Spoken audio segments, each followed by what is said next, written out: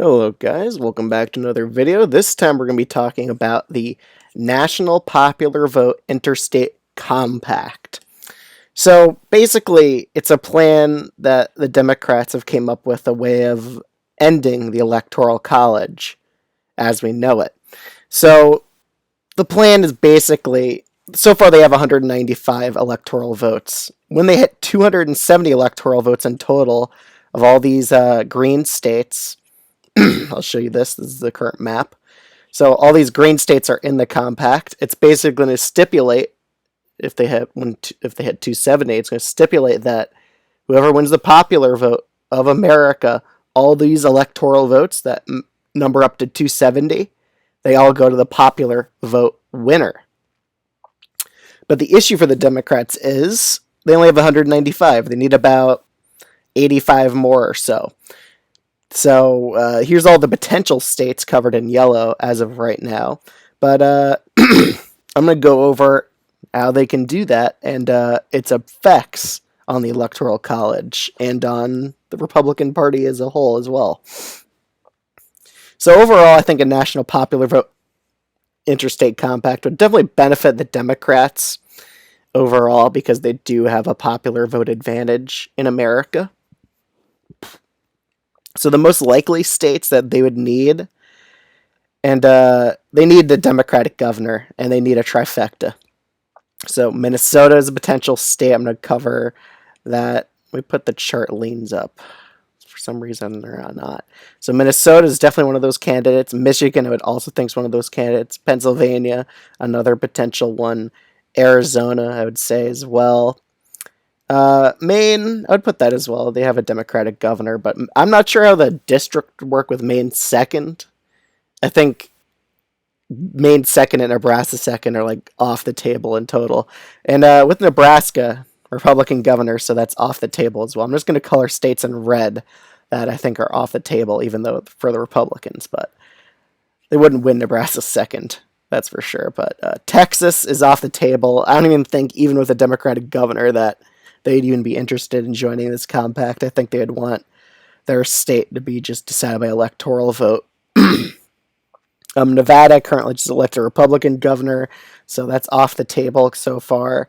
Virginia, I mean, it depends on the timetables of this because the next Virginia election is in 2025, so it's not happening by 2024. So I'm just going to leave that one gray for now. I don't think they'll be able to get it. But if it's in 2028 and there's a Democratic governor in Virginia with the legislature being blue as well, then I should for sure see Virginia go into this compact. But currently Georgia is a Republican governor. North Carolina, it's not going to have a legislature that's Democratic, so that makes it off the table. New Hampshire, again, Republican governor there. So this isn't going to happen by 2024. We could already eliminate that possibility because even if Wisconsin joins, they're still short 7 electoral votes. Even if they get New Hampshire somehow, which Chris Sununu would never agree to that, nor the legislature there, which is currently Republican controlled, they need Virginia to join this compact.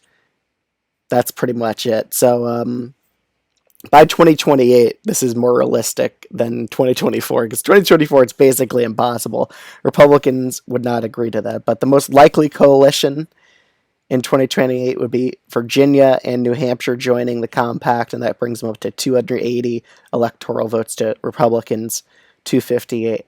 Now, the effects of this is, I think this would make the Republican Party become a center-right party, because it's just unelectable if this compact's in place.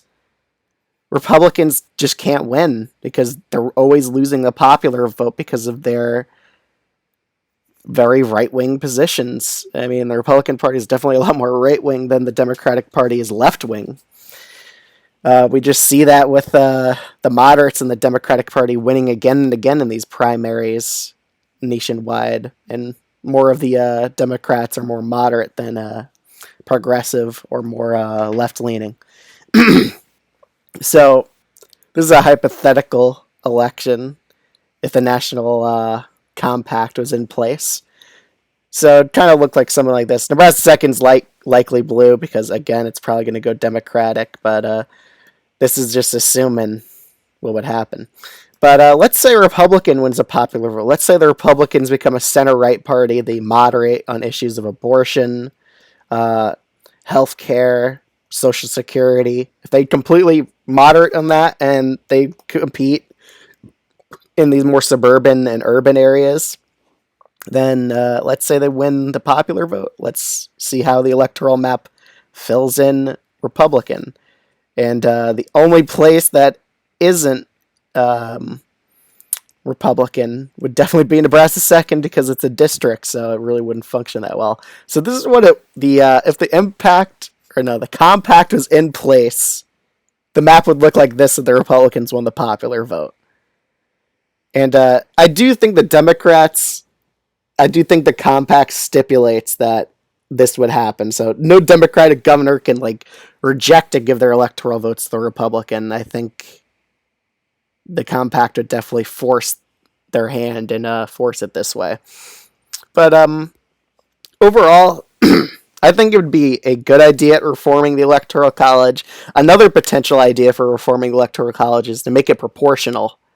So that, like, let's say the state's 50-50. Let's say it's like, I don't know, Florida. Let's say the Republicans win by like 3% of the vote. So that would mean 16 electoral votes would go to the Republicans and 14 goes to the Democrats.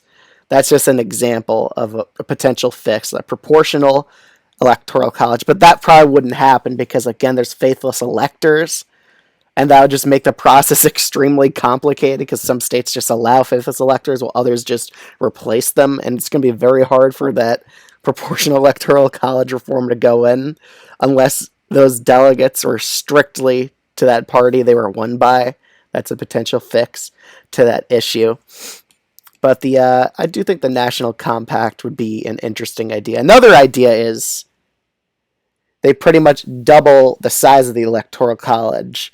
So that would make it so a state like Wyoming would lose a little bit of its power. South Dakota, North Dakota would lose more of its power. By just doubling the electoral vote, that would fix the issues of like California, for example, or Texas, for example, not having enough of its electoral college number being a lot higher because they're losing out on those extra electoral college numbers to states like Wyoming, South Dakota, North Dakota, because the minimum's 3 electoral votes, when in reality, Wyoming should only have like 1 electoral vote compared to a state like California and Texas. So that's another solution to make the Electoral College more fair, is just double the number of its representation, which in turn would double the House representation, which I'm pretty sure some representatives in Congress actually support that. And I do think that'd be a better fix to the Electoral College because it definitely does have its issues.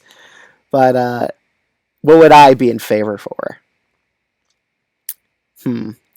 I do think the compact would have its benefits, but a proportional Electoral College might be the best way of fixing it. But I would prefer something like this.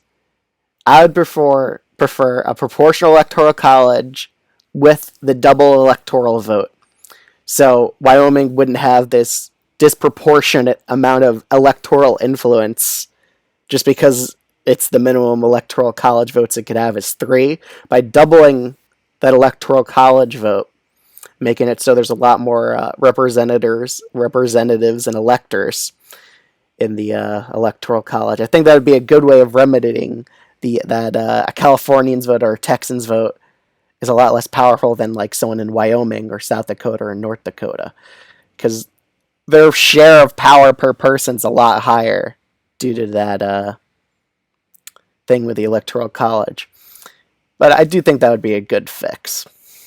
So overall, I do think a national popular vote, man, it's a long one, national popular vote interstate compact, I do think it's a potential fix to the issue. Do I think it'll happen in 2028? Probably not. It would probably happen in like the 2030s, if anything. But I think it would make the Republican Party a center-right party because they would lose out a lot of urban voters, and I think they would need to appeal back to suburban voters and urban voters as well. Do I think it'll run to the issue where only candidates campaign in cities? No, but I do think it would increase the rallies to cities. But I also think candidates would focus on the suburbs of America a lot more instead of like focusing on a state like Iowa, New Hampshire, Nevada. Instead of focusing on these small states, they're going to be campaigning in the suburbs of all these states. I mean, we look at a map of just campaign stops in America. Typically, it's like only in 10 or 8 states near the end of the campaign. Like they're typically only visiting all those swing states, and they're ignoring all the rest of these states. Like they don't campaign as much in California, they don't campaign as much in Texas, they don't campaign as much in these other bigger states. So yeah, it's really just a focus on just a handful of swing states. I do think it would definitely boost a voter turnout, because even if you live in a red state like Florida, you may not be incentivized to turn out if you know it's going to go like likely Republican anyway.